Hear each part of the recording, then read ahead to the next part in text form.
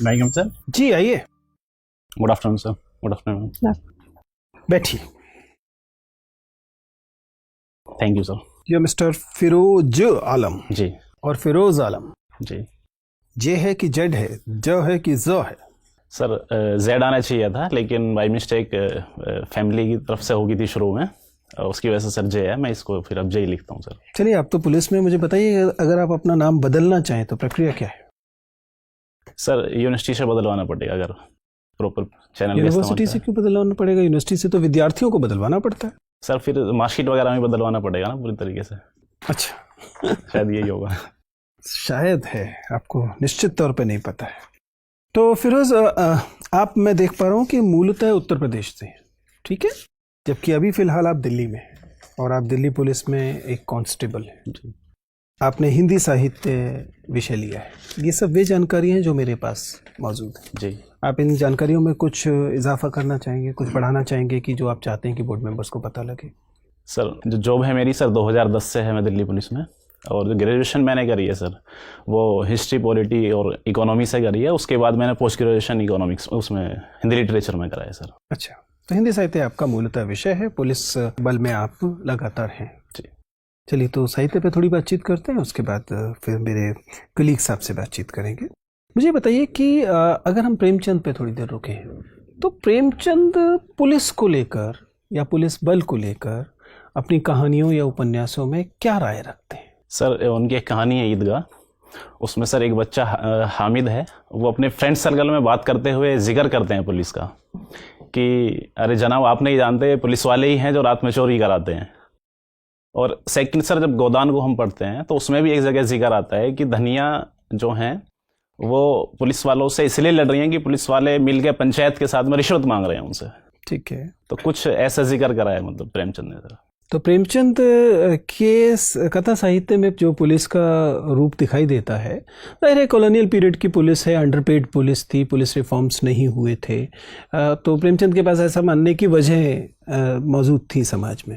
लेकिन आपको लगता है कि खासतौर से उत्तर प्रदेश की अगर हम बात करें तो वहाँ छवि में कुछ खास बदलाव हुआ है, या अभी भी पुलिस वही है जिसके बारे में लोगों की राय है कि रात को चोरी कराते हैं और सुबह पुलिस पकड़ने का अभिनय करते हैं? जी सर, उस समय से तो सर काफ़ी बदलाव हुआ है यूपी पुलिस में भी। आज के समय जो यंग जनरेशन स्पेशली जा रही है वो, उनका कम्युनिकेशन स्किल अच्छा होता है, और जो करप्शन के प्रति उनका इतना ज़्यादा रुझान नहीं है यूपी पुलिस में, और वो काफ़ी सेंसिटिव होते हैं जेंडर, कास्ट या कम्युनल को लेके यूपी पुलिस में भी सर देखा गया ये चीज़। ठीक है सर। फिरोज, आप काफ़ी लंबे समय से काम कर रहे हैं एज ए कांस्टेबल। आप आईपीएस क्यों नहीं बनना चाहते? आईएएस को फर्स्ट प्रेफरेंस क्यों दिया आपने?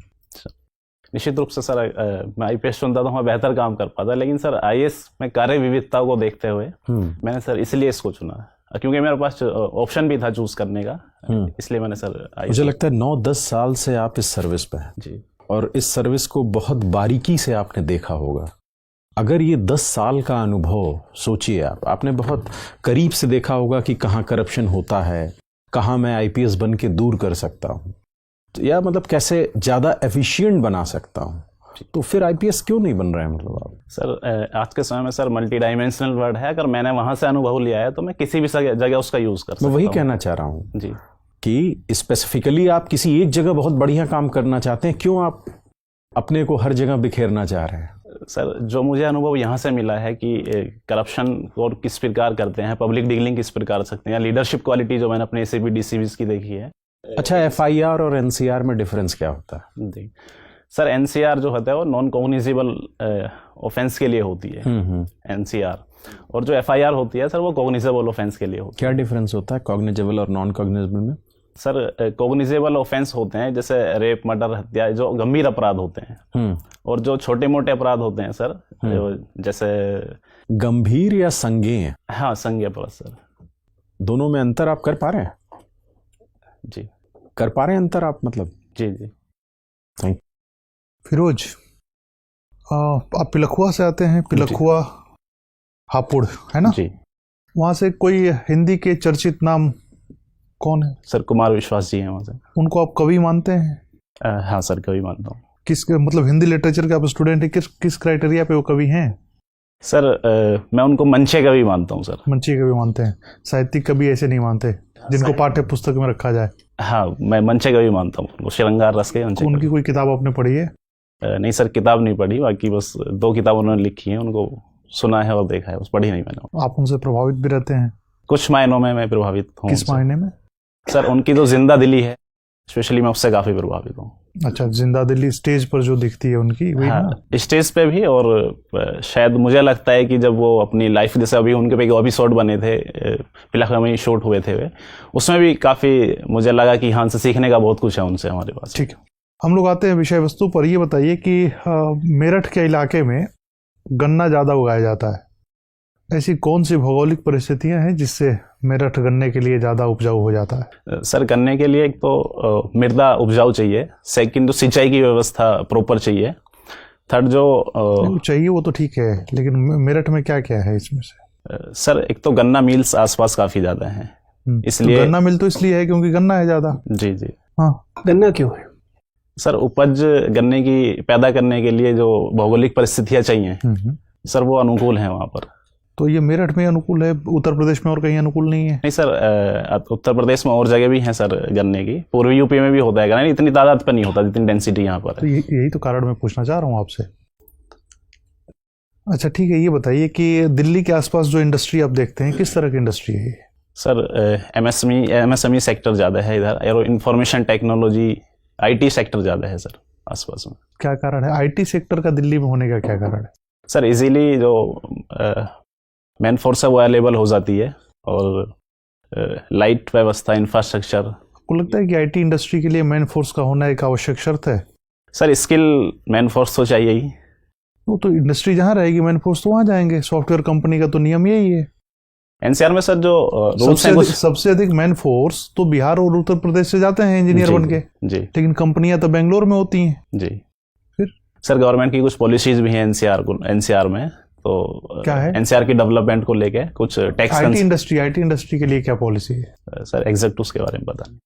फिरोज, अभी जब आप सर से बात कर रहे थे तो मैन फोर्स यूज हो रहा है, वुमेन फोर्स नहीं होता? मैम सॉरी, वुमेन फोर्स भी होता है, लेकिन वुमेन फोर्स भी होता है। जी जी। तो फिर यूज क्यों करते हैं मैन फोर्स? मैम शब्द ऐसा ही बना हुआ इसलिए मैंने यूज कर दिया। तो शब्द को ही तो बदलना है, तभी तो सोच बदलेगी। जी जी, बदलना चाहिए। बदलना चाहिए। तो मुझे बताइए कि आप इस्लामिक कम्युनिटी से आते हैं, उस कम्युनिटी में वुमेन का स्टेटस कैसा है? मैम लिटरेसी रेट काफ़ी कम है वुमेन का, और जो पूंजी की जो मालिक हैं वो भी काफ़ी कम है वुमेन, और जो सोशली या इकोनॉमिकली काफ़ी वीक स्टेटस है उनका। क्या वजह है इनकी वीक स्टेटस होने की? मैम सोसाइटी का जो माइंडसेट है वो महिला, मैं सोसाइटी इन जनरल की बात नहीं कर रही, मैं पर्टिकुलरली इस्लामिक मुस्लिम कम्युनिटी की बात कर रही हूँ कि उस कम्युनिटी में क्यों स्टेटस कम है? मैम जो वुमेन है स्पेशली उनके लिए मॉडर्न एजुकेशन की सुविधाएं नहीं देते मुस्लिम कम्युनिटी, केवल इस्लामिक एजुकेशन तक ही उनको सीमित रखते हैं, और वहाँ से उनके लिए रोजगार के साधन नहीं खुल पाते। सेकंड, उनको पर्दा प्रथा के लिए मजबूर करा जाता है कि वो पर्दा प्रथा में रहें, इस कारण भी वो आगे नहीं बढ़ पाती हैं। तो ये माइंडसेट कब चेंज होगा कि पर्दे से बाहर आना है? मैम जैसे सोसाइटी मॉडर्न एजुकेशन की तरफ बढ़ेगी, धीरे धीरे चेंज होता चला जाएगा। सोसाइटी एजुकेशन की तरफ बढ़ेगी। अभी एक मतलब कंट्रोवर्सी कहें या ट्रोलिंग कहें, ए आर रहमान की बेटी हैं, वो पर्दा रखती हैं, पढ़ी लिखी होंगी, ठीक ठाक पैसे वाले होंगे ए आर रहमान, वो बाय चॉइस करती हैं पर्दा, तो उन लोगों को मतलब वहाँ पे फिर कहाँ कमी रह गई? मैम उनका स्टेटमेंट आया था खदीजा का, उनकी बेटी का, उन्होंने बोला कि मैं बाई चॉइस रखती हूँ। बाई चॉइस कोई रख रहा है तो हमें कोई परेशानी नहीं है, परिधान की स्वतंत्रता है उनको, जो भी वो पहनना चाहती है, लेकिन अगर फोर्स करा जा रहा है तो बहुत गलत है। कई बार उन्होंने तो बाई चॉइस रख लिया, लेकिन कई बार मजबूर करा जाता है कि तुम बुर्का ओढ़ के जाओगी या स्कार्फ बांध के जाओगी। ईरान में भी हो रहे हैं प्रोटेस्ट कि हमें स्कार्फ नहीं बांधना, लेकिन फिर भी मजबूर करा जा रहा है उनको। ठीक है, एक और टर्म जो यूज़ होता है वो है फतवा पॉलिटिक्स, ये क्या होता है? मैम मुफ्ती के द्वारा फतवा जारी कर दिया जाता है कि जो भी व्यक्ति शरीयत के अनुसार नहीं चलता उसके खिलाफ फतवा जारी कर देते हैं। लेकिन भारत एक कॉन्स्टिट्यूशन से चलने वाला देश है, यहाँ पे फतवे की कोई वैल्यू नहीं है। केवल उन देशों में फतवे की वैल्यू होती है जहाँ जो शासन है वो शरिया के अनुसार चलता है। पर यहाँ तो हिंदुस्तान में भी हम आए दिन देखते हैं कि इमाम जो हैं वो कभी बोल देते हैं, फतवा जारी कर देते हैं लड़कियों के पहनावे को लेके। सानिया मिर्ज़ा के अगेंस्ट हुआ था, ठीक है, तो फिर क्यों, अगर उनकी कोई वैल्यू ही नहीं है तो फिर क्या देने का फ़ायदा फतवा। मैम वो कर देते हैं केवल अपनी लीडरशिप दिखाने के लिए, लेकिन उसका कोई मायने नहीं है भारत में। भारत में कॉन्स्टिट्यूशन के अगर दायरे में आप चल रहे हो तो आपको फतवे से डरने की ज़रूरत नहीं है किसी को भी। ठीक है, आप यूपी से आते हैं और अभी इंडिया का बजट भी आया है। यूपी की एक स्कीम है जिसको लेके नेशनल लेवल पे इम्प्लीमेंट किया जाने वाला है इस बजट के तहत। कौन सी वो स्कीम है? सॉरी मैम, पढ़ा नहीं है आपने, चलिए कोई बात नहीं, थैंक यू। फिरोज़, आप मुझे ये बताइए कि जो टर्की है ये लगातार भारत के खिलाफ बयान दे रहे हैं, इसके जो प्रेसिडेंट हैं एर्दोगन, और इन्होंने मतलब बहुत सारी आपत्तिजनक बात की है कश्मीर के मामले में। आपको क्या लगता है इनका क्या मंशा क्या है ऐसे बयान देने पर? सर, एक मंशा इनकी ये है कि ये मुस्लिम वर्ल्ड की लीडरशिप प्राप्त करना चाहते हैं। इन्होंने अभी CAA पे बयान दिया, 370 पे बयान दिया। तो सर इनकी मंशा जो है वो ये दिखाना चाहते हैं कि मैं मुस्लिम का प्रतिनिधित्व करता हूँ। अच्छा, अभी मुस्लिम जो अगर अंतर्राष्ट्रीय स्तर पे बात की जाए तो किस देश के पास प्रतिनिधित्व है इसका, मुस्लिम समाज का? हर देश अपने मुस्लिम्स का प्रतिनिधित्व स्वयं करता है, मेरा मानना है। बट इंटरनेशनल लेवल पे बात की जाए सर, मुझे नहीं लगता कि कोई मुस्लिम्स का सऊदी अरब, आपको नहीं लगता कि? नहीं सर, मेरे को नहीं लगता। मुझे लगता है हर देश अपने मुस्लिम के लिए अलग पॉलिसी बनाता है और वो होनी भी चाहिए। अच्छा, ठीक है, तो आपको क्या लगता है कि जैसे टर्की कश्मीर के मामले में या भारत के आंतरिक मामलों में बोल रहा है, तो उसी तरीके से भारत को भी, क्योंकि वहाँ भी एक कर्डिश माइनॉरिटी है टर्की में, तो भारत को भी उनके लिए आवाज़ उठानी चाहिए, उनके ह्यूमन राइट्स को सपोर्ट करना चाहिए, शायद उन्हें किसी तरीके की मदद भी देनी चाहिए, जिससे कि टर्की को भी समझ में आए कि ये मतलब एक तरफा नहीं है, ये दोनों तरफ से ये खेल खेला जा सकता है। सर, इसमें हम उनसे नेगोशिएट कर सकते हैं कि हमारे आंतरिक मामलों में तुम हस्तक्षेप मत करो, लेकिन ये बेहतर पॉलिसी नहीं रहेगी कि हम भी उनके आंतरिक मामलों में हस्तक्षेप करें, बल्कि हम और दूसरे रूट अपना सकते हैं। ट्रेड कम कर सकते हैं, कस्टम ड्यूटी बढ़ा सकते हैं उनके माल पे, या UNO में आवाज़ उठा सकते हैं। ये कुछ आप मुझे ये बताइए कि अभी US ने भारत को डेवलप कंट्री मान लिया है, तो इससे क्या हमें खुश होना चाहिए या हमारे लिए चिंता का विषय है ये? सर, ये हमारे लिए चिंता का विषय है। क्यों? कोई अगर आपको मतलब समझदार मान रहा है या मतलब विकसित मान रहा है तो इसमें दिक्कत क्या है? लेकिन सर, हमें समझदार और विकसित माने, लेकिन हम है नहीं ना एक्चुअल में। हम तो चाहते हैं अभी तो हम सर चाहते हैं होना, हमारी कस्टम ड्यूटी बढ़ जाएगी, सब्सिडी हम नहीं दे पाएंगे एग्रीकल्चर वगैरह को, तो इसलिए सर हम तो लेकिन ये कब तक हम दूसरे से अपेक्षा रखेंगे कि हम काबिल नहीं हैं तो वो हमें छूट देते रहें? हम तो कभी फिर विकसित हो ही नहीं पाएंगे। सर, निश्चित रूप से हम विकसित हो जाएंगे थोड़े समय बाद, लेकिन जब तक हमारी पर कैपिटा इनकम नहीं बढ़ जाती, GDP हमारी बहुत अच्छे स्तर पर नहीं पहुंच जाती, या एग्रीकल्चर सेक्टर हमारा, तो हमें मतलब क्या US से रिक्वेस्ट करनी चाहिए या हमें अपना को विकसित करने के ऊपर ध्यान देना चाहिए? बिल्कुल सर, विकसित करने के ऊपर ध्यान देना चाहिए हमें। ठीक है, आप मुझे ये बताइए कि एंड टू एंड एन्क्रिप्शन क्या होता है? Sir, end to end encryption में जो इन्फॉर्मेशन होती है सेंडर और रिसीवर के पास होती है, बीच में उसको कोई क्रैक नहीं कर सकता। अच्छा, आप तो पुलिस में हैं, इससे नुकसान क्या है? इससे सर नुकसान ये है कि जो हमारी इंटेलिजेंस एजेंसीज हैं वो इन्फॉर्मेशन को इजीली कलेक्ट नहीं कर पाएंगी। जैसे अभी फेसबुक है या व्हाट्सएप है, उनकी इन्फॉर्मेशन के लिए हमें डिमांड करनी से रोक देना चाहिए। मतलब क्या, किस तरफ है आप? ये एंड टू एंड एन्क्रिप्शन को अलाउ करना चाहिए या इसको रोक देना चाहिए? नहीं सर, अलाउ करना चाहिए, लेकिन थोड़ी सी परमिशन होनी चाहिए इंटेलिजेंस एजेंसी के पास में, कुछ इशूज़ को, कुछ कंडीशंस में। ठीक है, अच्छा मुझे ये बताइए कि क्या बेल एक अधिकार है? सर, कुछ मामलों में राइट्स है ये। अच्छा, मेरा आखिरी सवाल आपसे ये है कि पुलिस का अत्याचार या पुलिस पर अत्याचार, इनमें से कौन सी चीज़ पे कम ध्यान दिया जाता है? सर, दोनों ही चीज़ पे ध्यान दिया जा रहा है वैसे तो, लेकिन ज़्यादा ध्यान इस पे दिया जाता है कि जो पुलिस अत्याचार करती है, लेकिन जो पुलिस पे अत्याचार होते हैं उसको। फिरोज, मैं आपकी सर्विस चॉइसेस को समझने की कोशिश कर रहा हूँ। आपने लिखा कि आपको घर परिवार के साथ समय बिताना अच्छा लगता है, तो शायद ये एक वजह रही होगी जिससे कि आपने फॉरेन सर्विसेज को इतनी कम महत्व दिया है, जबकि देश की कुछ सबसे प्रतिष्ठित सेवाओं में से है। लेकिन अगर यह सिद्धांत भी माना जाए तो फिर ये नहीं समझ में आता कि आप अंडमान निकोबार सर्विस को तो इतना ऊपर महत्व दे रहे हैं कि आपने सारी सेंट्रल सर्विसेज को छोड़कर इस ग्रुप बी सर्विस को वरीयता दी है। आप इतने कॉम्प्लिकेटेड निर्णय प्रक्रिया को क्यों अपना रहे हैं? सर, इसका कारण फैमिली नहीं था। जो जिस क्राइटेरिया पे मैंने इसको पीछे रखा उसका एक कारण ये था कि जो प्रतिनिधित्व देश का करने के लिए फ्लुएंट इंग्लिश चाहिए, मुझे अपने बैकग्राउंड से और अभी तक के स्टडी करने के बावजूद ये महसूस हुआ। दुनिया के कितने देश अंग्रेजी बोलते हैं? आपको फिर जिन देशों में स्थापित किया जाएगा वहाँ अंग्रेजी भाषा होगी तो जरूरी नहीं है। आधी दुनिया तो स्पेनिश और फ्रेंच के भरोसे चलती है, वो तो किसी को नहीं आती भारत। दूसरा कारण सर इसमें यह भी रहा, जब मैं इसको 15 नंबर पर मैंने इसको भरा, कि जब मेरे पास ऑप्शन है ऑलरेडी देश में ही काम करने का, अपने ही देश के लिए। फिर आपने डेनिक्स क्यों भरा? वो तो आपको अंडमान निकोबार पर टक देंगे। पिलखुआ वालों को तो स्पेलिंग करने में भी दिक्कत होगी। देश ही तो अंडमान निकोबार भी, चाहे कितनी दूर सही, अपने देश में ही तो काम कर रहे हैं हम। तो फिर आपने ग्रुप बी सर्विस को ग्रुप ए की सर्विस से ऊपर क्यों रखा? सर कुछ सर्विस ऐसी थी जो दिल्ली में इजीली अवेलेबल थी, मैंने कुछ इसलिए सर उनको ग्रुप बी को ऊपर। नहीं, लेकिन ऐसी कई सारी सर्विसेज जिनमें अधिकतर समय आपको दिल्ली में रहना होगा, उन्हें आपने नीचे रखा है।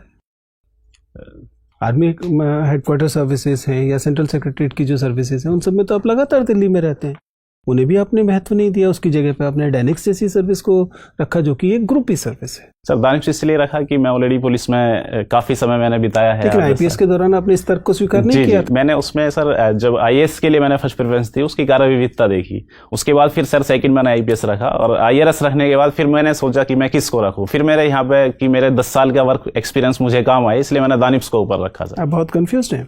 फिरोज, आप ओबीसी हैं?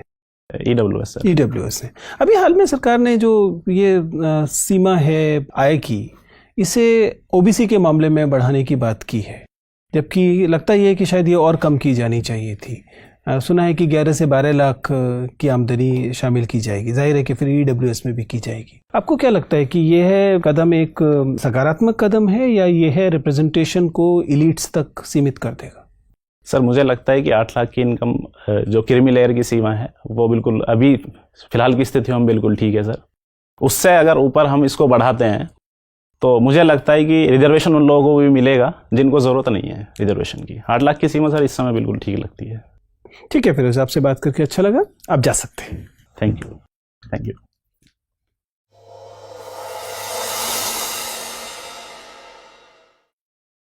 बैठिए फिरोज। Thank you sir. जी फिरोज, आपके हिसाब से दो चीज़ें बताइए। एक तो पिछले इंटरव्यू से आपके इंटरव्यू में जो चेंज है वो आपके हिसाब से कितना पॉजिटिव चेंज है, और दूसरा कौन से एरियाज अभी आपको लग रहे हैं कि सर अभी काम करना बाकी है? सर कंट्रोवर्शियल जो इश्यूज हैं उन पर सर मेरी अच्छा स्टैंड नहीं मुझे लगता अभी भी कि मैं बहुत अच्छा स्टैंड ले पा रहा हूँ। सेकंड सर अभी भी मुझे यूपी को लेके काफ़ी कम तैयारी है, तो मुझे उस पर सुधार करने की ज़रूरत है। फिरोज, मुझे आपका पिछला इंटरव्यू याद है। मुझे दो चीज़ें इसमें चिंताजनक लग रही हैं। पहली बात तो ये है कि आपका जो लर्निंग कर्व है, तब से अब तक सीखने का जो कर्व होना चाहिए, वो उतना पॉजिटिव नहीं दिखाई दे रहा है जितना मैं उम्मीद कर रहा था। आप समझ पा रहे हैं मेरी आपत्ति क्या? मैं ये नहीं कह रहा कि आपका इंटरव्यू खराब है। इंटरव्यू अच्छा जा रहा है, बैठ ठीक से रहे हैं, आप स्माइल अच्छे से कर रहे हैं, आपके बोलने का अच्छा है। पहले ही आपको बताया कि बोर्ड मेंबर्स आपको लेकर बहुत एक्साइटेड होंगे, considering that a constable trying to become a IAS officer. जिस तरह की हार्डशिप्स होती हैं उसके साथ में आपने काम किया, उसको लेकर एक बोर्ड मेंबर्स पॉजिटिव होंगे आपके साथ। और लेकिन ये सब बातें पिछले इंटरव्यू में भी थी, ठीक है ना? तब से अब तक आपका जो लर्निंग दिखाई देना चाहिए था, एक आध जगह को छोड़कर बाकी जगह पे वो अभी उतना प्रोमिनेंटली नहीं दिखाई दे रहा है। जिनमें से एक बात तो आपने खुद ही बताई कि जो कंट्रोवर्शियल या इन न्यूज़ जो विषय होंगे उन पर राय रखते समय आप ज़्यादा ईमानदारी दिखाने के चक्कर में लॉपसाइडेड व्यू दे रहे हैं। आप समझ पा रहे हैं? जी। आप ईमानदार राय देना चाहते हैं, जो कि देनी भी चाहिए, लेकिन ईमानदार राय देने के चक्कर में आप दूसरे पक्ष को के जो तर्क हैं उनको दे ही नहीं रहे। आप समझ पा रहे हैं? आप जिस सर्विस में पिछले 1 दशक से हैं, you should take pride in that service which you do. मैं क्यों कह रहा हूँ? क्योंकि मैंने पिछला इंटरव्यू आपका देखा था और मुझे लग रहा है कि पिछले इंटरव्यू से अब तक जो बदलाव पॉजिटिव होना चाहिए था वो उस पैमाने पे नहीं हुआ है, लेकिन उस पैमाने पे नहीं हुआ है जिस पैमाने पे मैं अपेक्षा कर रहा था। ठीक है ना? अभी आपके पास थोड़ा सा और समय है, उस पर थोड़ा सा और देख लीजिए। ये क्वालिफायर्स आप अगर लगाएंगे, ये क्वालिफायर्स बोलते हैं इन्हें, जब हम एक वाक्य बोल रहे हैं लेकिन उसके साथ में एक शर्त लगा दे रहे हैं, एक चीज़ जोड़ दे रहे हैं, तो इस तरह से आप वाक्य बनाएंगे तो वाक्य एक तो ज़्यादा संश्लिष्ट वाक्य बनेगा, दूसरा आपके बारे में पॉजिटिव राय बनेगी, तीसरा ये जो एक तरफ का निरर्थक झुकाव दिखाई दे रहा है वो समाप्त हो जाएगा। ठीक है, उस पर आप विचार कर सकते हैं। ऐसे ही किसी किसी जगह पर आपका नॉन वर्बल कम्युनिकेशन, आपको पहले मैंने भी कहा था कि स्माइल आपकी अच्छी है, लेकिन आप उस स्माइल को किसी किसी जगह पर गलत जगह पर इस्तेमाल कर। बाकी चीज़ें बाय एंड लार्ज ठीक हैं। ओबीसी पर आपका स्टैंड ठीक था, नेम चेंज पर पता होना चाहिए था, नेम चेंज पर आपने बिल्कुल एकदम हवाई तुक्का दिया, वो नहीं देना चाहिए था। ठीक है ना, बाकी चीज़ें मेरे हिसाब से ठीक जा रही हैं। मतलब पहले से ऐसा नहीं है कि परफॉर्मेंस गिर गई है, या एक आध मामले में गिरी होगी तो 4 मामलों में उठी भी है, लेकिन मैं उम्मीद कर रहा था लर्निंग कर्व लगातार पॉजिटिव रहेगा। बहुत ज़्यादा सुझाव तो नहीं ले रहे हो बीच में? सर मॉक इंटरव्यू दिए हैं 2-4 और मैंने। हाँ, तो ये प्रॉब्लम तब आती है जब खासतौर से फर्स्ट अटेम्प्ट करने वालों के साथ आती है कि जब वो बहुत सारी रायों को अपने इंटरव्यू में इनकॉर्पोरेट करने की कोशिश करते हैं तो कॉन्फ्लिक्ट्स आते हैं। वो एक चीज़ को कर रहे होते हैं तो दूसरी चीज़ लूज हो रही होती है। थोड़ा सावधान रहिए। ठीक सर। ठीक है ना, मैं चाहता हूँ कि आपका इंटरव्यू बहुत अच्छा होना चाहिए, और मेरी अपनी समझ ये कहती है कि अच्छा होगा, अनलेस ऑफकोर्स आप ही उसके खिलाफ खड़े हो जाए। ठीक है, कोशिश ऑल द करूंगा। Best. Thank you sir, thank you.